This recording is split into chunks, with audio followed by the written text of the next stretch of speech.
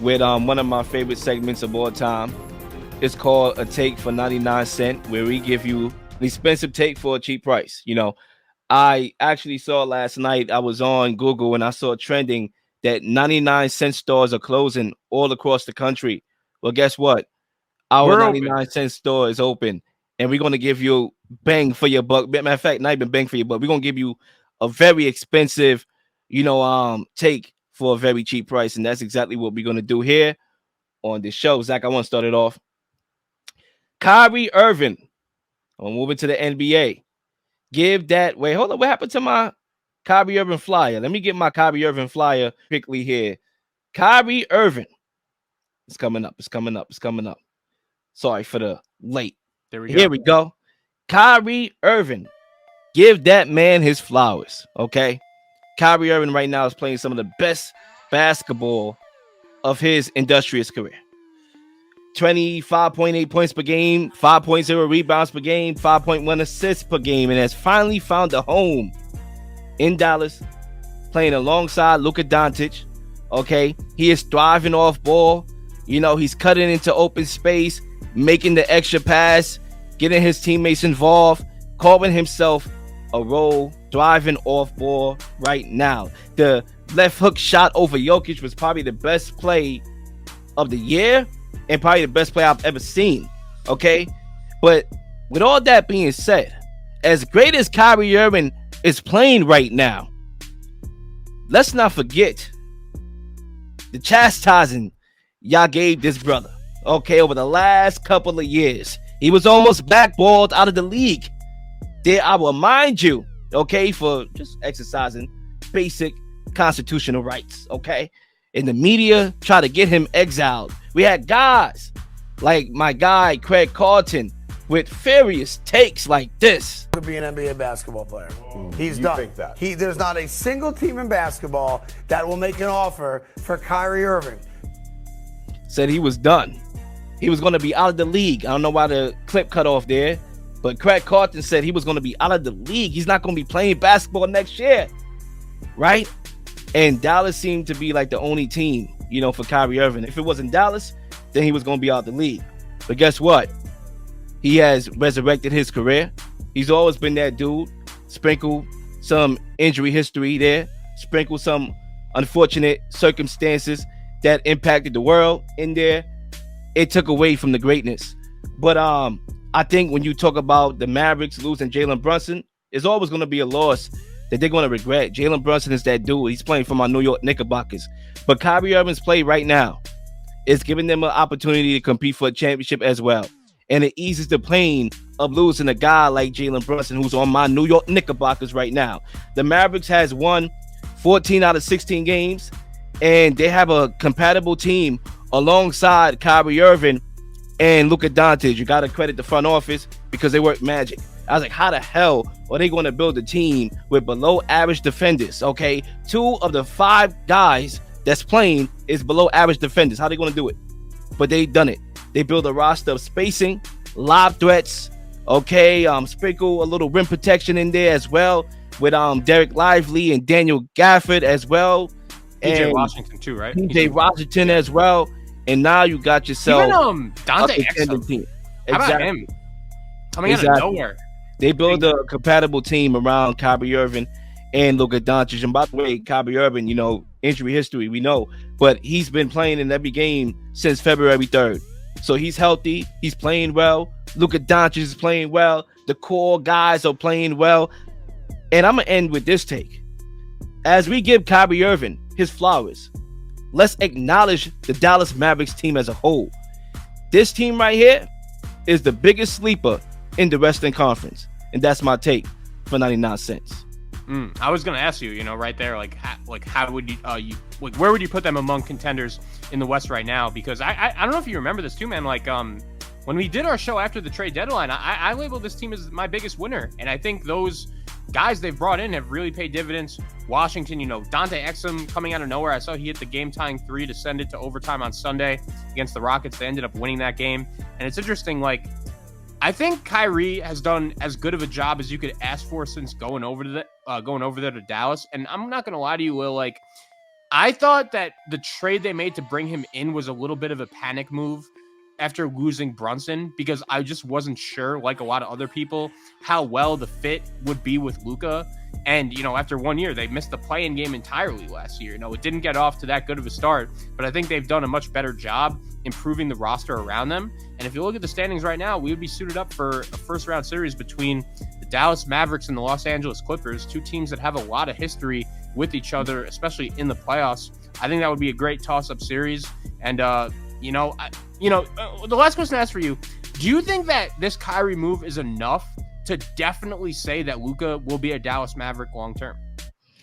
I think it all depends on how the season finishes out as well. I always think that when a team loses in the playoffs, that's when the panic comes into play and guys being unhappy, and you see some of those smoke signals of potential disgruntled stars take place. So I think, I'll be able to answer that in a loss, how the season ends based on how it ends, right? But I do think right now Luka Doncic is happy playing with Kyrie Irving. I think likewise with Kyrie Irving. Look at these guys hugging. I mean, there's a respect for each other's game. We know what Luka could do on the court. We know how he could freeze defenders with his ability to make the extra pass or his ability to shoot the shot and delay his thought process, delay whether he's going to pass last second or shoot the rock, and Kyrie Irving has an appreciation for that. And as well as Kyrie Irving has been playing as far as making the extra pass and it doesn't take away from his wizardry of his ball handling skills. We still see what makes us like Kyrie Irving in the first place. Okay, him with the ball in his hands is like going to the daggone circus. Okay, so I think Luka Doncic, he enjoys playing with Kyrie Irving. I mean, when Kyrie Irving made that shot over Jokic, that sky left hook, look at Luka's reaction. Oh my God, he could do that? That's insanity. So as long as these guys continue to play hard together and win games, and obviously they got to win the playoffs, I think the Clippers series is going to be a very good series. But Luka Doncic has had success against the Clippers by himself. You add Kyrie Irving to the fold, and when you talk about a half-court game, that the playoffs become a half-court game, I'm not sure there's many other guys that I would rather have than Kyrie Irving and Luka Doncic. And in every series, outside of the Nuggets, the best player on the floor is going to be Luka Doncic. Okay? And then you talk about closing the game. The game is tight in the fourth quarter. Luka has shown he can close with multiple buzzer beaters in the playoffs. Kyrie Irving has shown he could do that as well. And I just think we have to give Kyrie Irving his flowers. He's played with ball-dominant guys in the past. James Harden was looked upon as ball dominant. He played with him a little bit, not a lot, in Brooklyn. He played with Kevin Durant. He won a championship with LeBron, and now he's thriving with Luka Doncic. Give this man his flowers. All right, Lil. Any last thoughts on this? Nope, or, I'm done. All right. It's funny, man. It's very rare. I don't think this has ever happened before, but I'm going to stay with the same city as the team you just brought up, the Dallas Mavericks, but I'm going to shift from the NBA to the NFL. I got to talk about the Dallas Cowboys, and it's very rare I do this. It's only April 9th. We still have the draft. Like, a lot of things could change from this moment on until week 1, going into next season. But I'm saying it right now. I'm out on the Dallas Cowboys going into next season. I think they're going to miss the playoffs, and I think this team right now is an abject disaster. It started off with Jerry Jones deciding to bring Mike McCarthy back after that embarrassing playoff loss to the Green Bay Packers. And I should blame myself, because I honestly thought that late in the season, when Jerry Jones finally decided to bring Jimmy Johnson, his former coach's name, into that Ring of Honor, I thought that was such a cool ceremony. That night they played the Lions. It was on TV. The Cowboys dynasty is one of the best teams we've seen in recent memory. I finally thought, like, man, has a button finally clicked for Jerry Jones? Is he finally realizing that the number one priority for him right now should be winning a Super Bowl before this guy, passes away? He's not getting any younger. And I've always thought that Jerry was a guy that, although he was always focused on being in the news and being talked about, I thought he wanted to win a Super Bowl. And that could not be further from the truth. I think this team has been the most disappointing team of the offseason so far. And every headline I see about the Cowboys this offseason has been negative. They're having questions about what they're going to do with Dak Prescott and his future. And although I think you could bring up some fair points about wanting to move on from him, I just don't know why it would be now. Like, the Cowboys have stuck with Dak Prescott every step of the way since he's been a Cowboy, even dating back to his rookie year when they decided to give him the full reins over Tony Romo. And now you're going to decide to move on from him when he probably just had the best season of his career. He was in the MVP conversation for most of the year. I know the playoff game was disappointing, but I thought Dak had a great season overall. And now you're going to decide to move on from him. There's also been some rumblings about a possible holdout for CD Lamb. They just started offseason activities. He's nowhere to be found. So you have rumblings about that. Did you see the report about Micah Parsons? I'm gonna get right to it, man. Like, you have maybe the best defensive player in the league, and apparently there are some members of your organization that want him out. I just think this team is very hard to take seriously right now. And I'll leave you with one prediction. You know, I was thinking, like, if Dak Prescott isn't the Cowboys quarterback, like, who is it going to be? Like, there aren't really you can't just pick out a random name to be the quarterback of the Dallas Cowboys. And I'm saying it right now. I think there's a good chance that they draft Shedeur Sanders to be their next quarterback out of Colorado, because I think that would be one place that, you know, Dion came out with the comments, you know, oh, Shedeur, he's going to pull an Eli Manning. He's going to pull a John Elway. He's not going to go anywhere to play. We know that Dion played in Dallas. Him and Jerry know each other. They have a lot of respect for each other. And that would be the perfect Jerry move, because, you know, if that move would to be made, the Cowboys would be the biggest headline, the biggest conversation in the NFL. I think this team is very hard to take seriously right now. I think they've had a terrible offseason, and I'm just out on Dallas. I think they're going to miss the playoffs and be an abject disaster this season. Yeah, I mean, the Cowboys have been nothing short of disappointment. You know, you mentioned the reports about Micah Parsons and rubbing the team wrong. You mentioned CeeDee Lamb and holdout rumors, and then Dak Prescott's contract, and the fact that they have been sleeping. Jerry Jones has been taking a hibernation nap during free agency. And this is normally a team that's notorious for making moves. They have made zero substantial, progression of the football team. And I just don't know how to feel about the Cowboys, because normally entering every football season, there's a level of hype around the team. Oh, this gonna be the year. Oh, that's gonna be the year. No, this is the year that the Cowboys, it's gonna make the Super Bowl. And obviously we get the same result. And now that there's no buzz around this Cowboys team, does that make them dangerous? Does that make them a draft, top of the draft type of team after next season? It's hard to say, but it's not looking good right now. I do actually have a prediction for you as well. You mentioned Shedeur Sanders, and I don't know what his dad was thinking for even coming out with those comments without even seeing the situation of the draft. That goes to show you how much of a diva that Sanders family is. But you ain't hear it from me, right? But I have another prediction for you.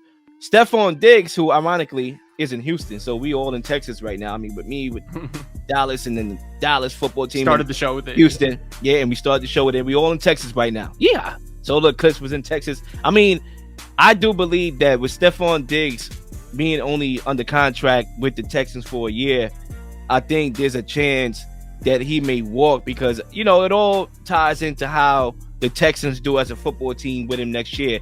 But I can see a scenario with him wanting to play with his brother and ending up on Dallas. And Dallas is known for, stars and personalities, and it seems like a lot of guys want to play there. Like, yeah, I mean, Derrick Henry, exactly. You didn't even mention that Derrick Henry actually wanted to be a Cowboy. He wanted to be a Cowboy, Derrick Henry. They made no offers. Okay. Who is their running back right now? Do we know? Tony Pollard left. I have no idea. I'm looking this up. Like, I have no idea. I can't even tell you that off the top of my head at all. I have no idea. Rico Dowdle, Malik Davis, Deuce Vaughn, and this isn't even a good running back draft. Like, this team is shot, bro. Like, I'm out. Derrick Henry wanted to go there. They didn't make an offer for Derrick Henry. I understand he's There's even some smoke around Saquon, maybe even going there too, right? Like, this guy has been sleeping. I don't know what Jerry Jones has been doing, but here we are. But I do think, don't be surprised if Stephon Diggs ends up as a Cowboy in the future. Maybe it is a 1 year. He are with the Texans, but I think he may end up on the Cowboys. The Cowboys are a team not looking good. One thing about the Eagles, and not in here, they're crosstown rivals, is that they're always finding ways to get better. You know, they always are aggressive. They always looking for talent. You know, I'm pretty sure they wanted Justin Fields as their backup quarterback. They made an offer for Justin Fields as a backup quarterback, right? They made move for Saquon Barkley. They made the move for A.J. Brown a couple years ago. They are always aggressive. That's how they build their football team. They like to build in a super team, you know, fashion of just adding talent that is proven and adding that to the team. They're always looking to get better. But what the Cowboys are doing this year seemed like self-sabotage to me. Yeah, I agree with you on the Eagles, man. And, you know, I'm expecting a bounce back year. I think their roster right now is way better than most people realize. I like the moves they made at a coordinator as well, bringing in Kellen Moore, bringing in Vic Fangio. I think those two will be massive upgrades over what they had before. And, Eagles or Cowboys right now, there's no doubt I'm taking Philly. I agree with you there. Zach, it was good having you back on. I'm looking forward to the next episodes. I mean, the draft is coming up, the NBA playing is coming up, and the playoffs are coming up. So we are going to, you know, up the tempo here. It's going to be a lot of content. We ain't going to have to create content no more. The content is going to come to us, and I'm looking forward to it. Absolutely, man. Happy to be back.